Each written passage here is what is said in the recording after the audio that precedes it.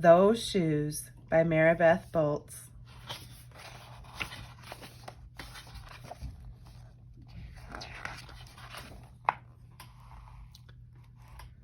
I have dreams about those shoes. Black high tops, 2 white stripes.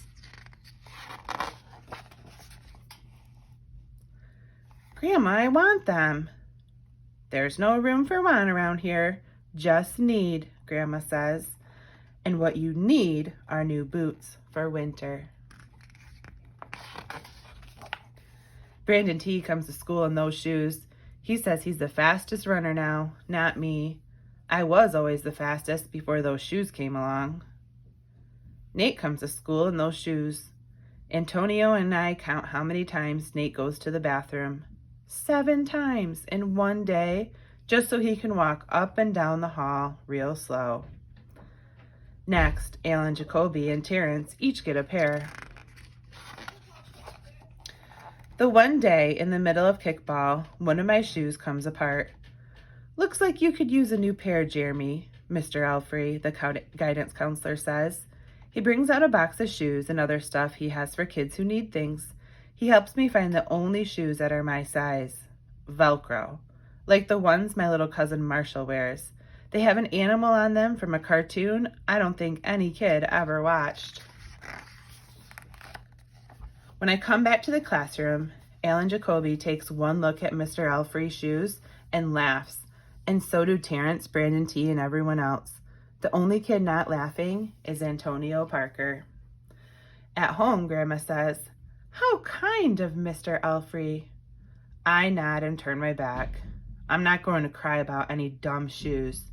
But when I'm writing my spelling words later, every word looks like the word shoes, and my grip is so tight on my pencil, I think it might bust. On Saturday, Grandma says, "Let's check out those shoes you're wanting so much."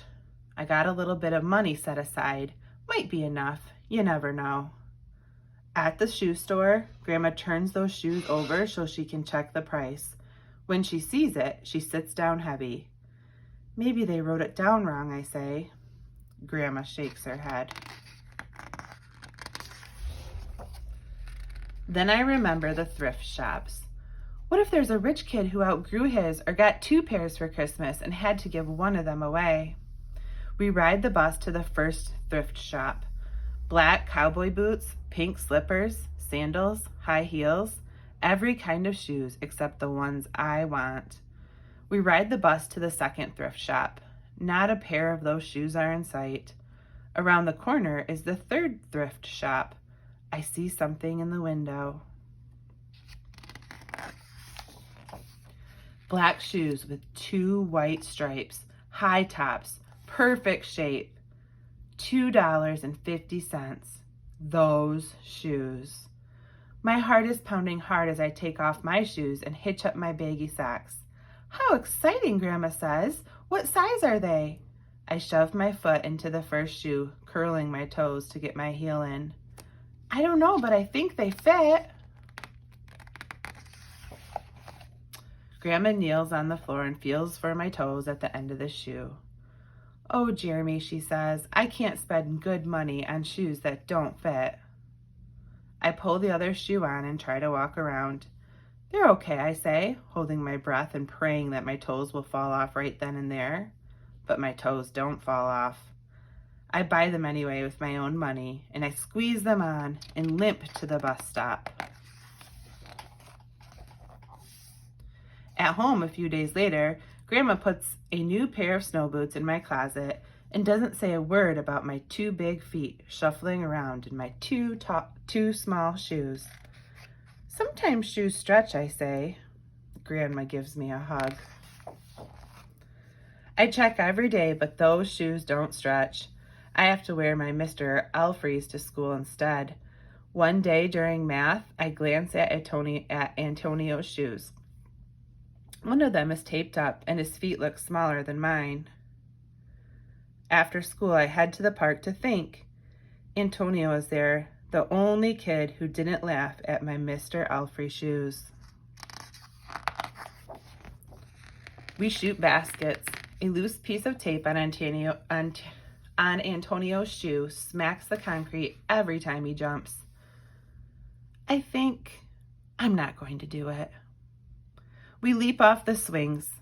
I'm not going to do it. We race from one end of the playground to the other. I'm not going to do it, I say. Do what? Antonio says, breathing hard. Grandma calls me for supper and invites Antonio over too. After supper, he spies my shoes. How come you don't wear them? Antonio asks. I shrug. My hands are sweaty. I can feel him wishing those shoes were his. That night, I am awake for a long time thinking about Antonio. When morning comes, I try on my shoes one last time. Before I can change my mind, the shoes are in my coat. Snow is beginning to fall. As I run across the street to Antonio's apartment, I put the shoes in front of his door, push the doorbell, and run. At school, Antonio is smiling big in his brand new shoes. I feel happy when I look at his face and mad when I look at my Mr. Alfrey shoes. But later, when it's time for recess, something happens. Everywhere, there is snow. Leave your shoes in the hall and change into your boots, the teacher announces. Leave your shoes in the hall? It's then I remember what I have in my backpack. New boots. New black boots that no kid has ever worn before. Excuse me.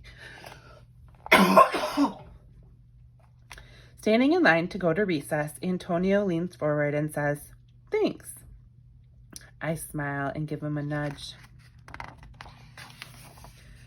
Let's race.